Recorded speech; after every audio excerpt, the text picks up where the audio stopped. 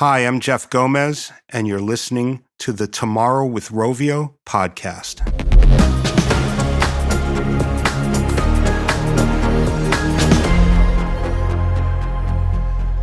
My guest today is Jeff Gomez, CEO of Starlight Runner Entertainment. He is a transmedia producer and writer. He is a brand strategist. He is a blogger. He does a lot of thinking and writing and talking about the roles of modern storytelling and how social networks and communities, online communities, can drive incredible fandom and also a very deeply persistent engagement in a brand's story and story world.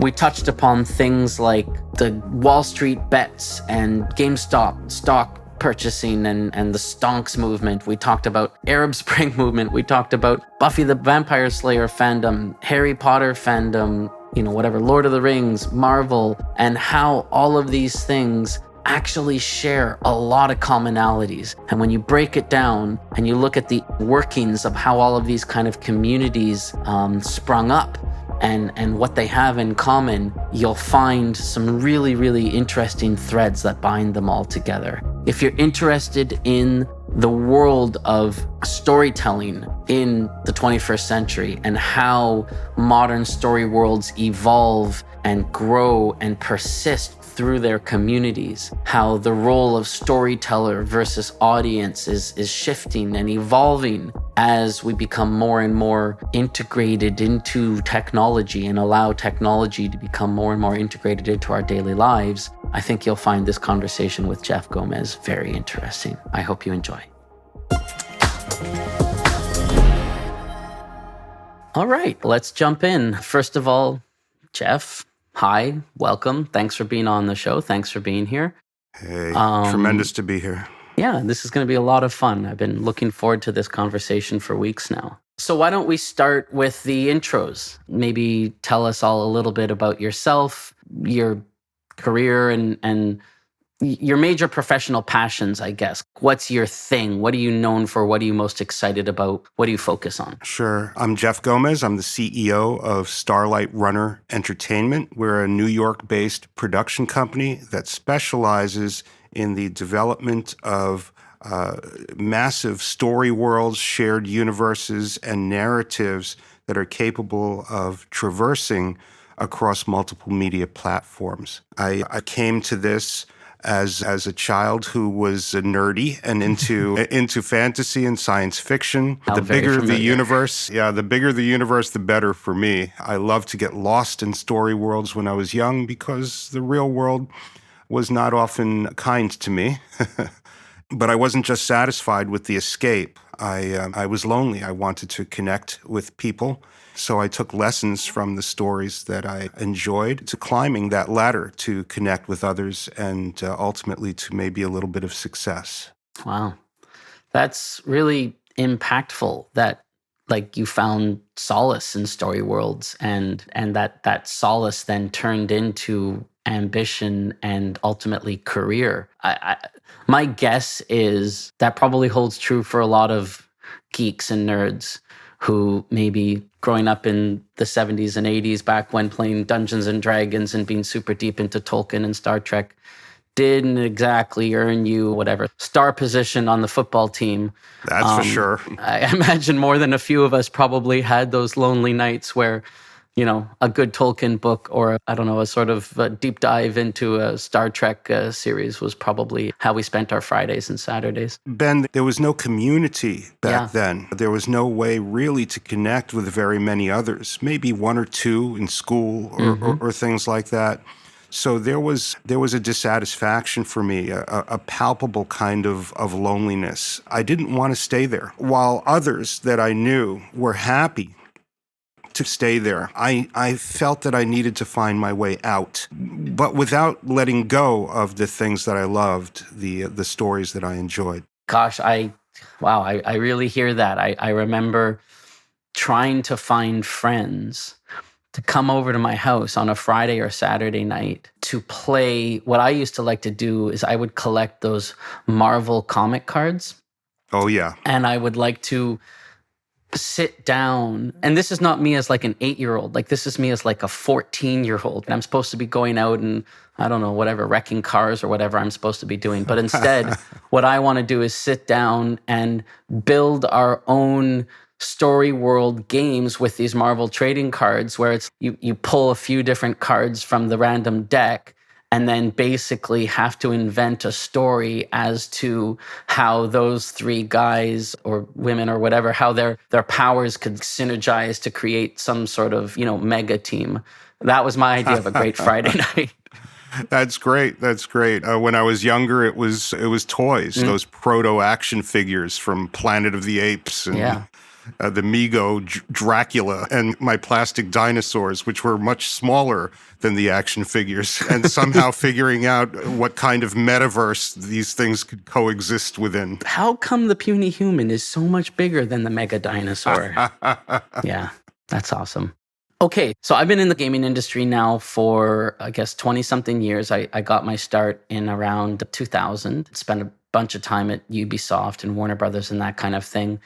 And I feel like I remember an era, maybe 2003, 2004, somewhere around there, where it felt like transmedia was very buzzy. Lots of people were talking about transmedia. Assassin's Creed was launching, and there was this idea of, oh, there's going to be the movie, there's going to be the TV show, there's going to be the video game, there's going to be the comic series. Transmedia is going to be the future of entertainment. And it felt like it died out a bit.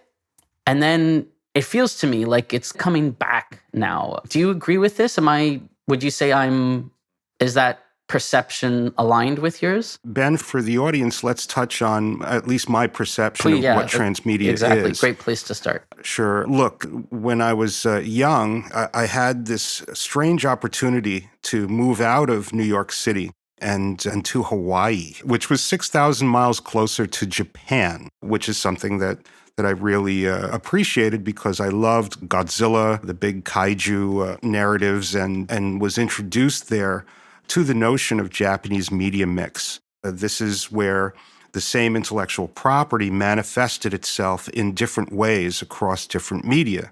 So the object of the game is that if you loved a certain Japanese superhero, you could watch the TV series, listen to the 45 RPM record of the theme of the series, go out and buy the toys, find manga, comic books of the hero, and then the heroes would come live to the Honolulu International Coliseum so you could see an actual show that felt as if it was all in canon. This was absolutely thrilling to me. It was like going from the desert into this lush oasis of fantasy content, and it was like nothing I had seen. This is the 1970s, where you were lucky if any character in a cartoon show remembered what happened last episode. Yeah. It was the reset button. Absolutely. Every TV show, every comedy, every drama was just, a routine that repeated and repeated. These were universes that were expansive in Japanese media mix, and I really loved that. So when I had to come back to New York, ultimately, I missed that profoundly and wondered how Hollywood and American entertainment could emulate that kind of persistence of the story world, of the intellectual property. That's a great word. Yeah, the persistence of it. When I saw the internet for the first time, wasn't even called the internet, where I saw that people were playing Dungeons and Dragons, which was something that I loved, but online with each other, where you could have these kind of communal narratives, story-driven gaming, participative gaming through the internet, it really rang a bell for me and let me come to the conclusion that this interconnectivity was going to somehow help us immerse ourselves in these story worlds. And I began to practice that once I entered into the comic book and video game industry in the 1990s. The proto-transmedia projects that I worked on were really finding ways at Valiant Comics, where I worked, to connect the comic book superheroes in the comics to the video game projects that I was in charge of trying to find the right mix for. In doing so, what I would do is take the essence of that character and match it to the strengths of the technology at hand, that being the Nintendo 64 platform. And I began to study interactive storytelling in the capabilities of that platform to tell a story. And this was before Zelda 64 came out. This was the 18 months before the platform even premiered. So I was guessing. But my imagination and my understanding of game theory from my Dungeons and Dragons days helped me to write a concept document for a video game, which I had never even known that they had existed before. And that's where Turok Dinosaur Hunter came from. And I was called on to help produce that game. And while we were doing so, all the lore, all the story content around that game that wouldn't fit into the console, the little 64-bit cartridge, I threw it on the internet by having an intern help me set up a website. And other narrative materials were assigned to comic books and things like that to support the game with backstory and things like that. And then suddenly we had a little transmedia activation. Wow. And the key, Ben, to all of that, the thing that really drove it home for me was that I decided to participate in that transmedia communication by making myself available as a creator on that project, something no other video game designer wanted to do because we already knew that fans could be nasty on those bulletin boards and demanding and difficult and so forth, but I didn't care. I wanted to talk to them, get their feedback from the game, and incorporate what it is that they wished for in the sequel. And in doing so, in directly communicating with those fans, they were so amazed that anybody would talk to them, that it formed this kind of super bond, this hyper loyalty, which became for me an aspect of transmedia storytelling that I think is the most important and that big Hollywood finds to be the least important, even to this day. The direct dialogue, authentic dialogue with your audience, the thing that Homer was doing when he came to town and went to the tavern the night before he started reciting the Odyssey. Connecting with his audience. There you go.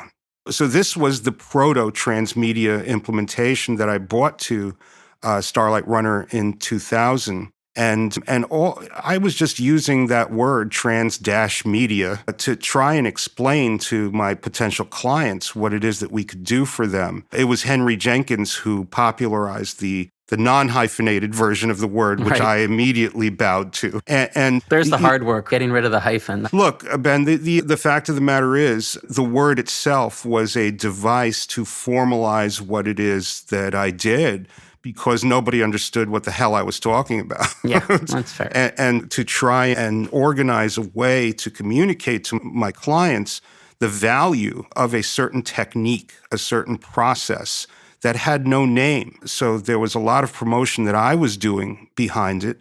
And I had a bunch of colleagues in the industry that agreed with this and were talking about it.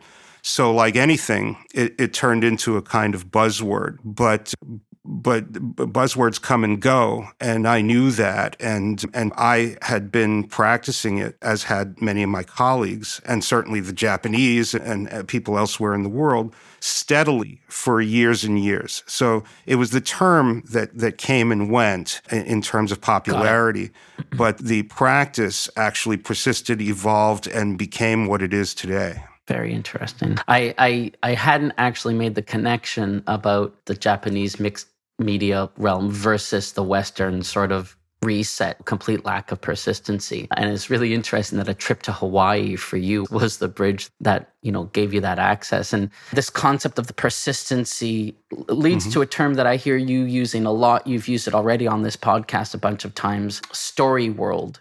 So can we do the same thing you sort of did with transmedia? Can you define story world, and what's the difference between a story world and a story? Sure. Traditionally, a story focuses in on a protagonist, and we pretty much stick with that protagonist, or the narrative is built around that protagonist. So think of a story traditional narrative almost as if it's a dream, right? The author is dreaming up a character, and everything around that character is kind of a projection of that character. Sure. The world is serving that character thematically. The supporting characters are, the antagonists are, and as the character moves through the kind of hero's journey narrative, refuses the call, goes out into the world, is mentored, has to take on these conflicts, gets the treasure and returns home. Has some sort of dark moment where he thinks there's no way I can possibly succeed, and yet somehow overcomes. Absolutely, yes. So that is all. So story generally is in service to character. A story world is a kind of a fictional universe where there are many of those, or where the characters, at least initially, are designed so that you are thinking that they may have their own lives, their own stories to tell, and could well move away from our protagonist and establish themselves elsewhere in this world and continue to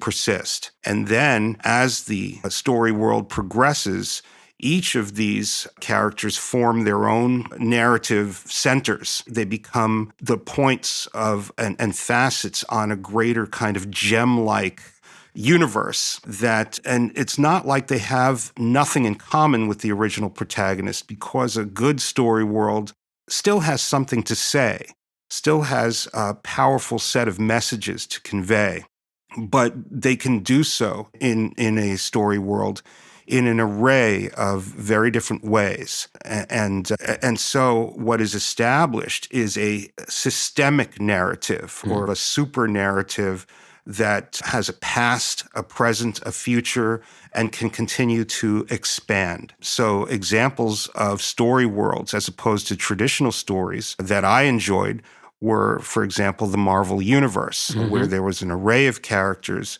a kind of core set of values and sensibilities that bound them all together in this universe, but very different types of stories, even different genres. Tolkien informed all of his characters with this tremendous sense of history. Middle-earth had ages and ages of historic content. There were different cultures that were devised and so forth. So although The Lord of the Rings served Frodo in his hero's journey, as did Star Wars with Luke Skywalker, you could tell that a great deal of thought was put into every aspect of this thing, and it became a world, a universe that can be enjoyed. And it feels to me like converging and diverging paths is also somehow a commonality or a common theme in a lot of these sort of more expansive story worlds, where some character will appear, walk beside our hero for a few chapters, and then disappear again. And as the participant, you're almost more interested in where that character has gone and what they've gone to. You almost want to just follow them and be like, oh, like this thread that they're on might be even more interested in the main one. There's something about that sort of diverging of pathways in a story world that can feel really compelling when the characters are interesting. But like The Walking Dead, I think that it feels like they do a pretty good job of that. What you're talking about is best exemplified to me by what's happened recently on The Mandalorian. We have these characters, Ahsoka Tano or Luke Skywalker, who come into the story briefly. And the response is just overwhelming because we have such tremendous affection for those characters and haven't seen them in a while. And then they just leave. They do their thing and they go away. And you wonder where they've been previous to their appearance and where they're going. And of course, we're going to see little hints of where they're going in the months and years to come. So that, yes, very much exemplifies that kind of larger universe approach. Story world. A lot of the questions that I have for you here talk about new ways of storytelling. And again, you've got a lot to say about that. But to me, the ties that bind are the rise of social and digital and how they fundamentally change what it means to tell a story, what it means to be a storyteller, what it means to be a fan, what it means to be a participant. I mean, it's all a complex interwoven tapestry in a way that wasn't once upon a time. So again, I'm sure we'll spend a big chunk of our interview talking about that. But before we get into the hows and whys, I thought it would just be fun to set the stage a little. So do you have some favorite examples of this in recent years? Just really interesting phenomenon of kind of changes in storytelling? The changes have impacted the entertainment world, but also the social and geopolitical world. You can take your pick. I started seeing it with bulletin boards in the Okay. 90s and how strong that fan response can be, and how the anonymity of the internet made you a little braver, Hmm. perhaps a little crasser, and able to really let the storyteller have it or express their passion incredibly. Some of the big highlights for me, the game-changing moments, were when I started to see the proliferation of fan fiction and Okay. fan movies in the late 90s and early aughts, where more and more fans gained this power to tell stories, to supplement their love with creative expression. Another highlight was, believe it or not, Twilight, because I was at the San Diego Comic-Con where the actors from those movies were first arriving for the first film, and where young women, girls and their moms, were lined out the door and down the block, altering forever the ratio of gender Oh, that's in really good. attendance at Oh, that's Comic-Con. great. And I was thrilled, to tell you the truth. I wasn't a big fan of Twilight, but I was thrilled that the mix was going to change and that there would be this incredible representation. And more recently, just the ability for fans to rally and to respond to efforts around transmedia, the ability to parse the hints and clues, Hmm. to go through trailers one frame at a time, to discern things. I think has helped to build a new appreciation for story and for narrative and for the craft of filmmaking and video game creation, because you have now the ability to deconstruct them and appreciate them in greater depth. Oh, those are fantastic. Those are great. And honestly, if you had asked me the same question, I would not have given the same three answers. So what a wonderful sort of place and time to be in when there are, as you said, so many different examples of how social is fundamentally changing things when it comes to storytelling. So Sure. really fantastic. But so then how does that tie into, what you call the collective journey? Maybe you can do a high level summary of the collective journey and help people understand in summary, your thoughts about what's going on when it comes to how tech is changing storytelling forever. Sure. As the aughts proceeded, I began to realize that traditional narratives and the weight of ownership over traditional narratives was starting to change. Up until the 21st century, if you wanted to tell a story that could reach hundreds of thousands, millions, or billions of people, you had to be in the highest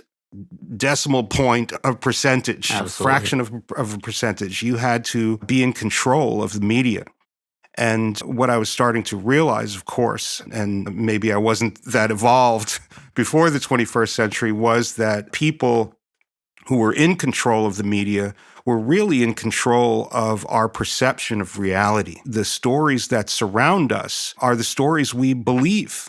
Hmm. And that's why it was so difficult to crack that kind of monolithic presentation of narrative to huge populations. In the early aughts, I began to see the rise of social media and the fact that you can take someone else's narrative and tell your own stories, things like fan fiction and fan Hmm. films, but also to start to self-organize and become a fan base, become a powerful mover of ardor, passion for the intellectual property. So although something like Buffy the Vampire Slayer got tiny ratings Right. on the WB, you had these fans who were so passionate about Buffy that Sarah Michelle Gellar showed up on the cover of Entertainment Weekly. And so this kind of geek love was altering the perception of properties that were perceived to be very minor. At the same time, in the social element, people who had not had voices, who didn't show up in big media, people of color, people who don't live in the United States. That's they right. were able to start expressing themselves through the internet and through social media as well. I projected forward that this had the potential to shift balances and to empower individuals and groups of people who at that point had not had a voice, really, not had a participation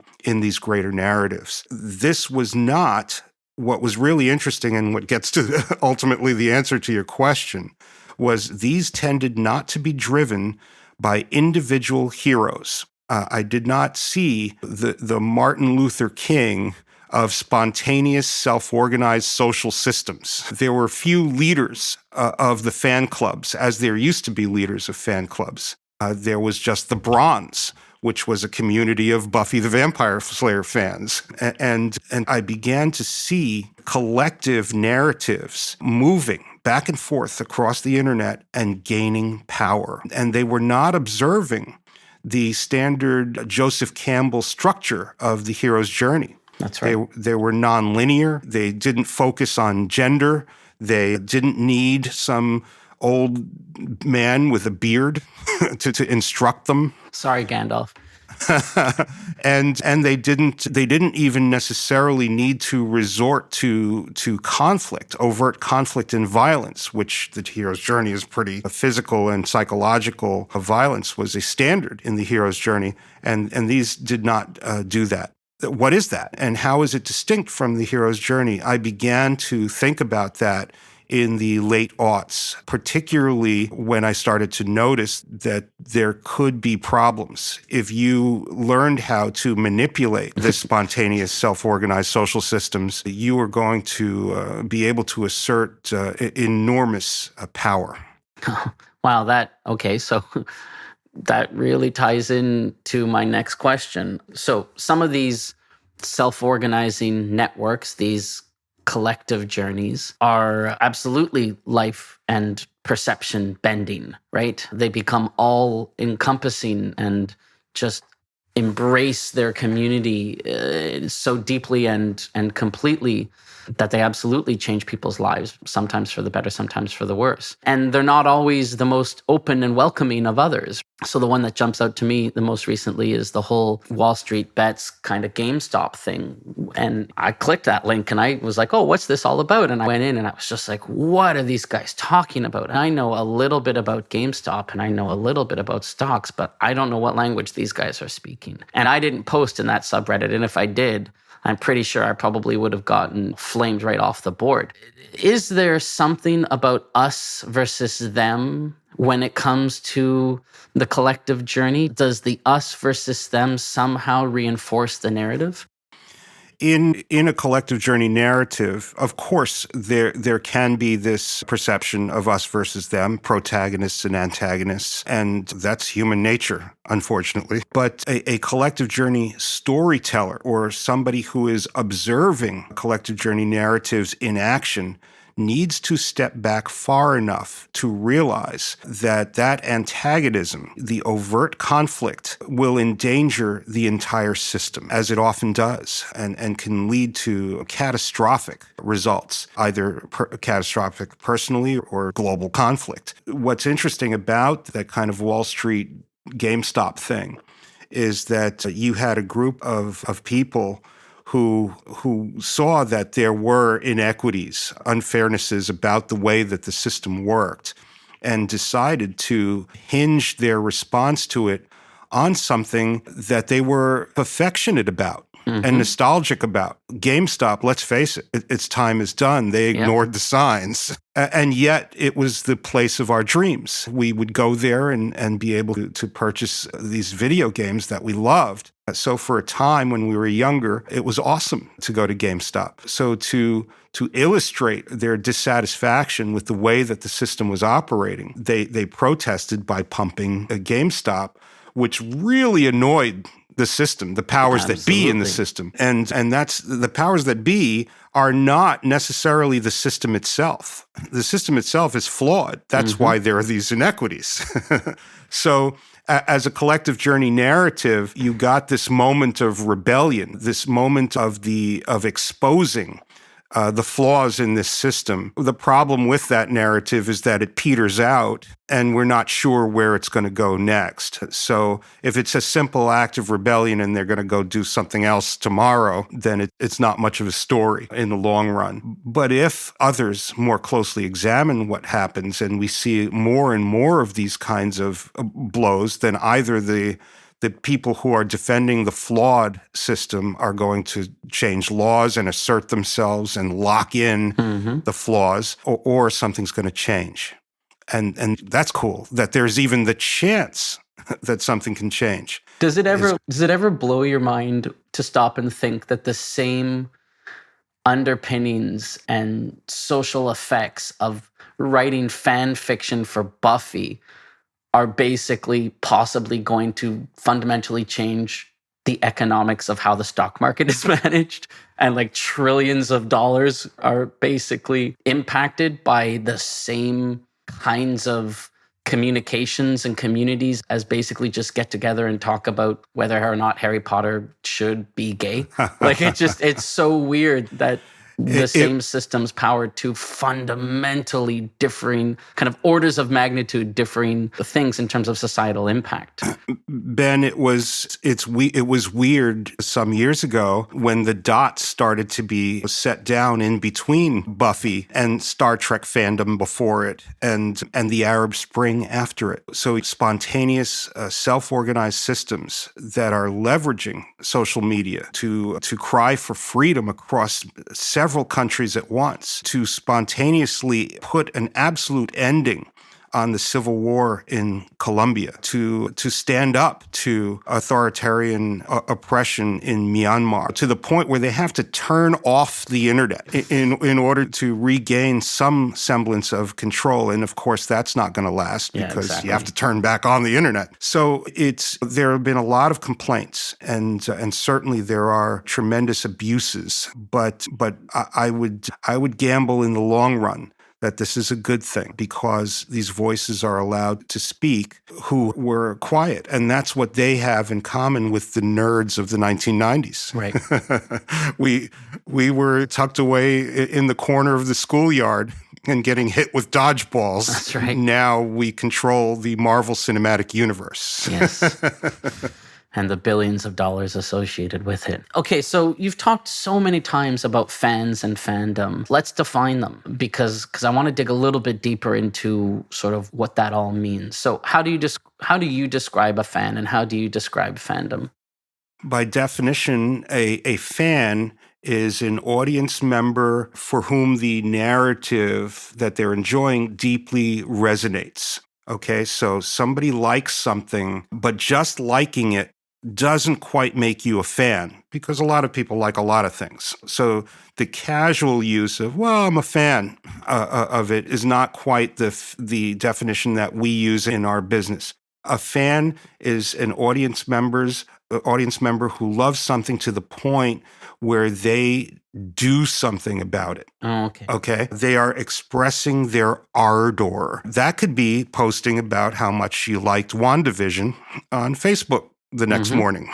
It could mean joining a group or a Reddit node or things like that. When a number of people who are active about their love for something form a kind of group, or even are acting generally in tandem, like going to a stadium to cheer on their favorite sport, that's a fandom. Okay. A group of people who are actively expressing how they feel about your story. And by the way, that is positive and negative. So fans can say terrible things about you. Absolutely. And so going back to your description about the sort of collective journey and these communities, these sort of spontaneous self-organizing communities, to me, I read those as fans.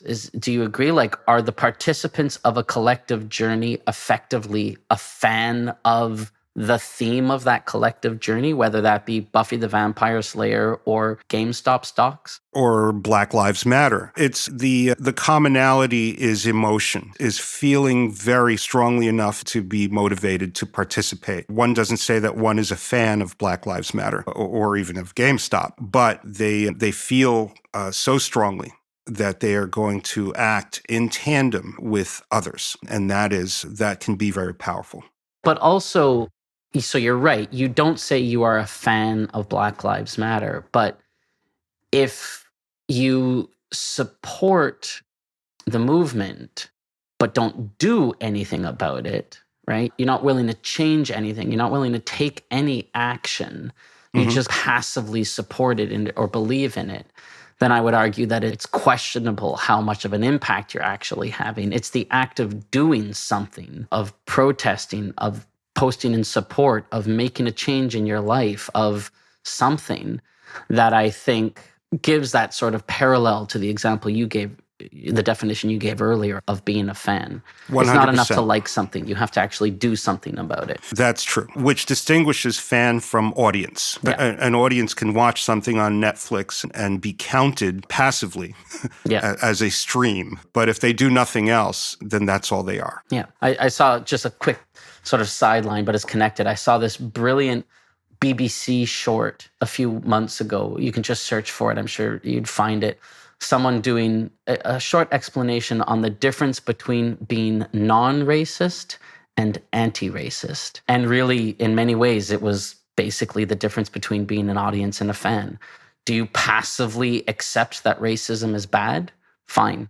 You're non-racist. Are you willing to stand up and do something about it and actually change actions and change people's perceptions and call out if someone says something racist? Okay, now you're an anti-racist.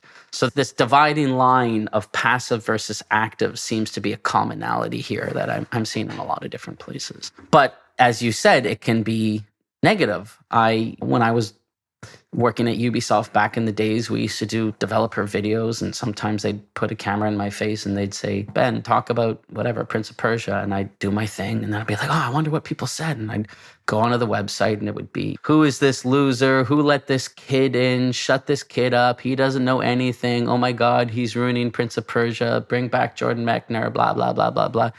And there was this mantra, right? Don't read the comments. Everyone, oh, don't read the comments. Don't read the comments. Don't read the comments. It seems to be, it's almost a trope, right? In the game developer industry, it's so many people, so many developers have just had their egos crushed by reading the comments that it's like a lot of them have just given up on it.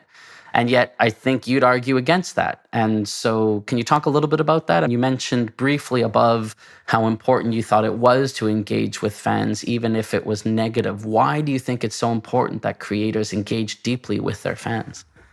I think it's vital. And look, I'm sensitive to the sensitivity of a creator. And so it's not necessarily advisable for every creator to be completely open to that kind of feedback. But it does mean that creator needs to be surrounded by a team, supporters, stakeholders, who will do that and will listen to the fans with great intent. And here's why. And look, if I didn't listen, when I bought a blue box of Dungeons and Dragons for $9.99 from Brentano's in the Queens Mall. I'm going to assume that wasn't yesterday. When I was 14 years old, and I lived in a working class neighborhood where just no one was going to sit down and play Dungeons and Dragons with me. So after studying it and understanding what an opportunity this was for me to enjoy myself telling stories and being able to enjoy stories, I just didn't want to do it alone. Mm-hmm. I wanted that connection. I wanted for someone to look into my eyes when I was talking about these fantastical ideas and so forth. So I was going to have to reach out. And so you weigh the desperation of loneliness against the shyness and the hypersensitivity of a 14-year-old nerd. And those are two very powerful forces at play and in conflict within me. But loneliness, that was worse. That was the worst fate. and the fear and anger and passion that I had forced me to come into contact with these guys who were like heavy metal dudes, rock and roll guys, the ones with the long hair who loved the albums that had Frank Skulls Frazetta paintings exactly. on them, and skulls and halberds and broadswords Chains. and owls that looked like they were going to rip your eyes out. The Rush album cover, and I figured that was my best chance. There. And I talked to them. I worked up the courage and found that when I asked them questions and listened to their responses without clouding my mind with what I was going to say next, but be genuinely interested in what they had to say, that was so meaningful that it built a strong enough bond for me to get them to come to my house, listen to Pink Floyd, and play Dungeons and Dragons. So that was one of the greatest lessons I learned in my life, the notion of deep listening, I call it regeneratively, where I'm able to take your words and infuse them into my narrative and speak them back to you, maybe in slightly different words, but clearly enough for you to understand that I understand you. That builds a tremendous bond.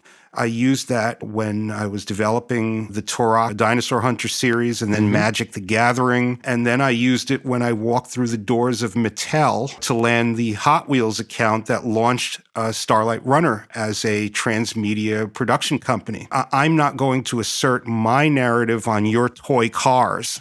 I'm going to find out what the narrative of those toy cars genuinely is. And you find out about that by studying the company, studying the customer, and understanding the aspirational values of that product so that you can build a story on top of those values.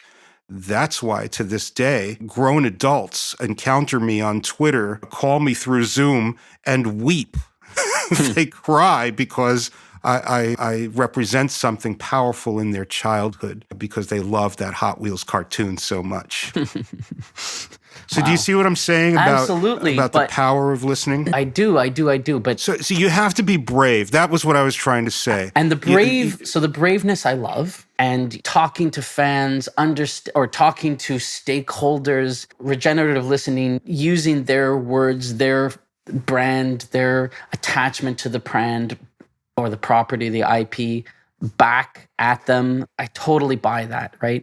Now, where there's a subtle difference that I'd love to dig into is that can be done behind closed doors. I can go to the Star Wars Reddit and say, okay, this guy's smart, this guy's smart, this guy's smart, this woman, she really knows what she's doing. Take those 4 people, get a little focus group, listen to them regeneratively, like really deeply understand what it is they have to say, take those lessons back to the dev team and say, okay, guys, listen, I spoke to 4 people. They had some really good insight. Here's what we need to change about our upcoming trailer. And quote unquote, they represent the community.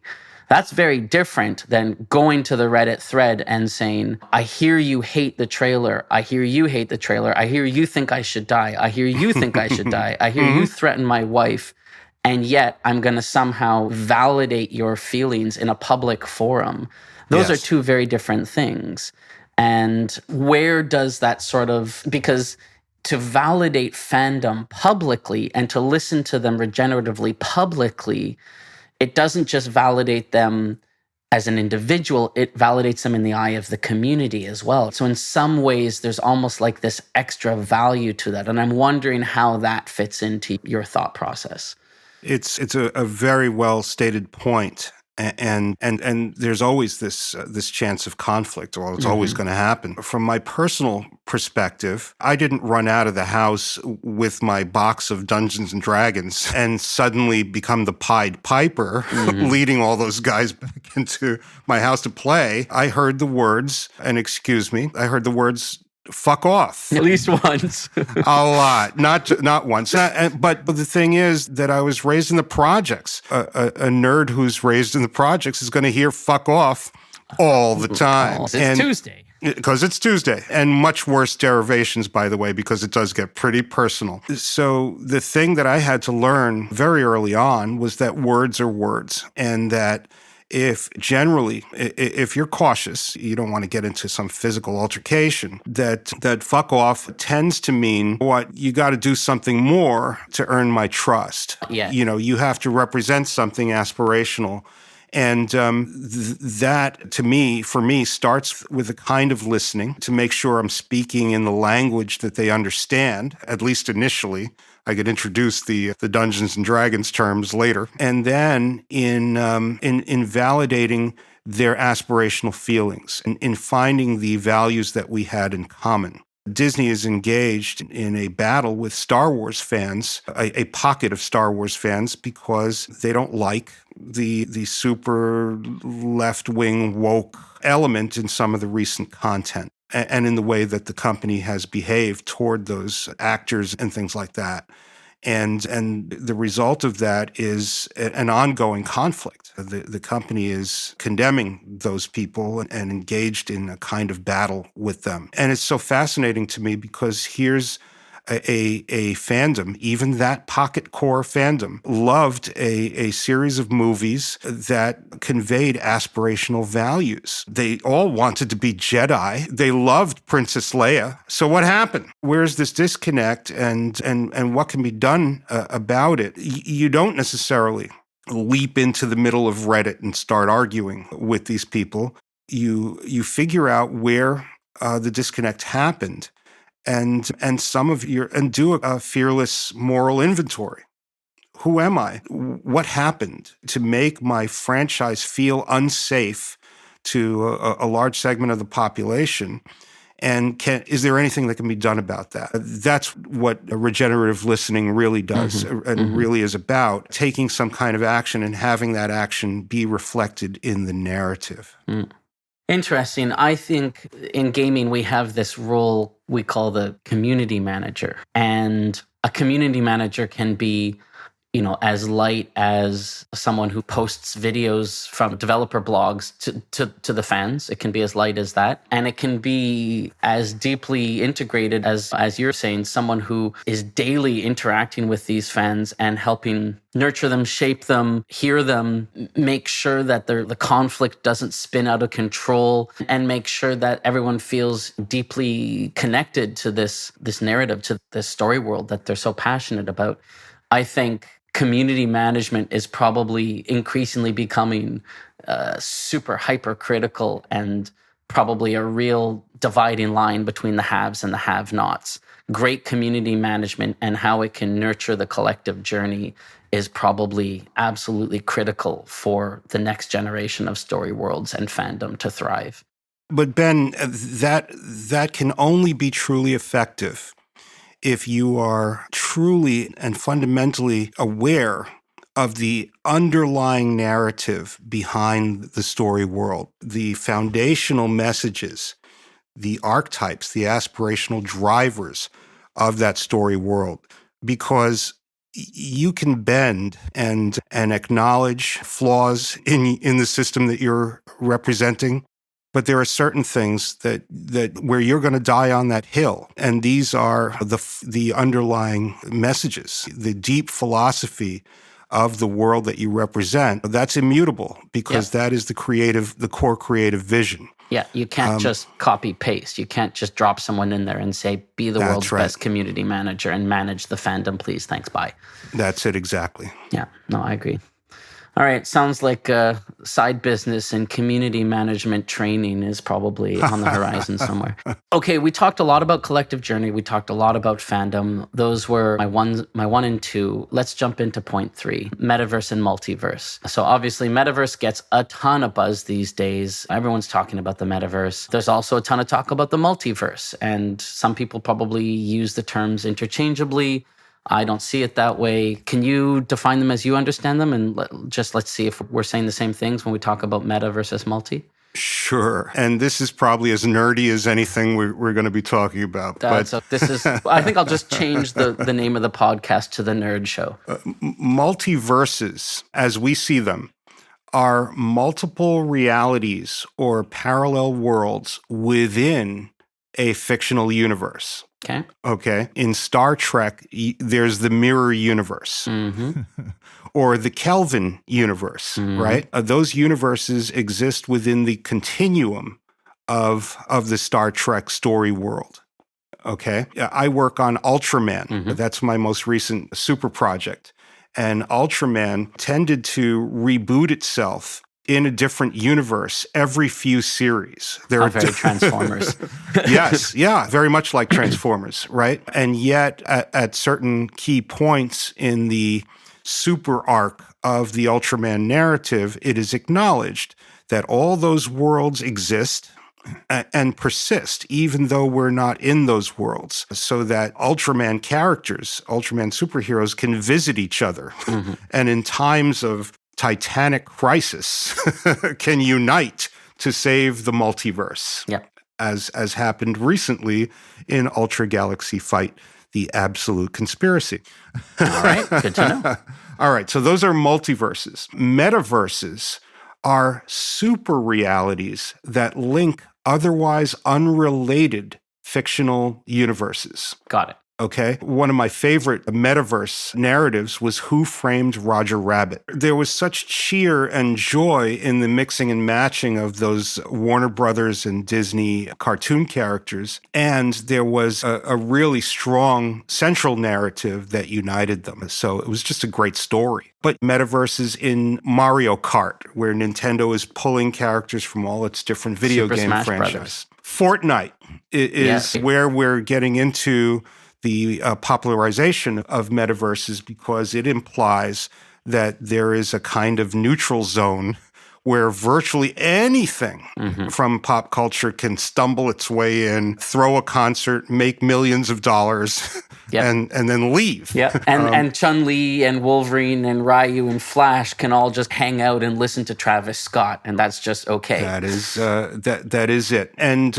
next up will be this notion of non-fungible tokens. This kind of super collector world where intellectual properties are compatible because they're within the same system or the same game system and so forth. So just for a second, let's talk about a singular metaverse. What message do you have for Hasbro? Hasbro, they own G.I. Joe. Is it Hasbro? Okay. Mm-hmm. So what's the message for Hasbro? Is it we shouldn't endorse our heroes mingling with Barbie because that somehow weakens the alpha fantasy of being a soldier of fortune and whatever, saving the world?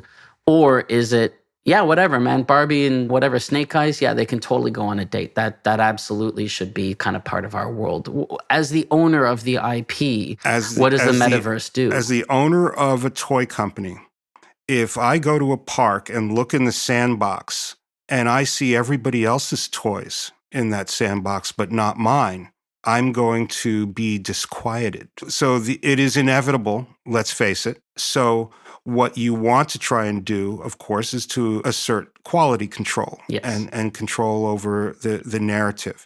And that means that there are going to have to be creative and technological manifestations to essentially do what I did in the bedroom to get Dracula to fight a brontosaurus. We know some of this stuff already, right? Because when we played Dungeons and Dragons and wanted to import a character who was operating under a different game system, GURPS, or some other role-playing game system, you needed a conversion chart. These were a set of numbers and statistics, remember, to allow for your character to take on the statistics of the host world. So that's to me, I love that challenge. The notion that in order for us to agree with each other to allow for these different toys to be placed in the same sandbox, that we have to establish a set of rules and a set of ways to make sure that our intellectual property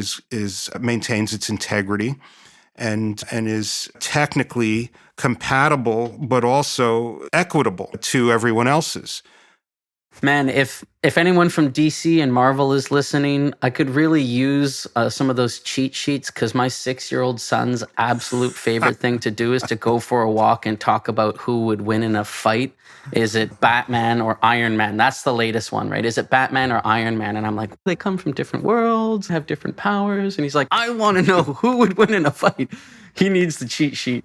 He needs to understand how Batman's strength compares to whatever Iron Man's tech. You can tell them that if they're alone in an arena, Batman may have some trouble. Yeah. But if Batman is in the Batcave and has some time to think, he's got some time Iron to plan Man is for doomed.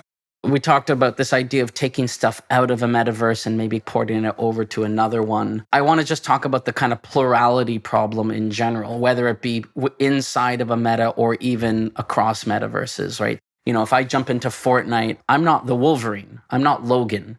I'm a Wolverine. And so are you and your friend. It's like Oprah. And you're a Wolverine, and you're a Wolverine, and you're a Wolverine. Do we care? Do players care? What are your thoughts about that? And then to the next step, if I want to take that Wolverine out of Fortnite and bring him over to whatever, some Animal Crossing 3 type experience, how does that work in your mind? Right now, it's the Wild West at free-for-all. And because of the novelty, gamers are not minding that as much. I think two things are going to happen. One is narrative design, the notion of telling metaverse stories, which I think is a fantastic and fascinating opportunity, creative opportunity, so that you can portray these characters or even your own character and do it meaningfully, so that you're exhibiting aspects of that character's persona or mix of that character's persona and your own, and participating meaningfully in an ongoing metaverse narrative. If that's going to happen, you do kind of want yourself not to be the one of 100 Wolverines. You want to be the Wolverine for that particular story, just like Hugh Jackman is the Wolverine for a certain number of stories. And in order for that to happen, the technology is going to have to catch up. And I believe it almost has, because of blockchain, because of NFT technology.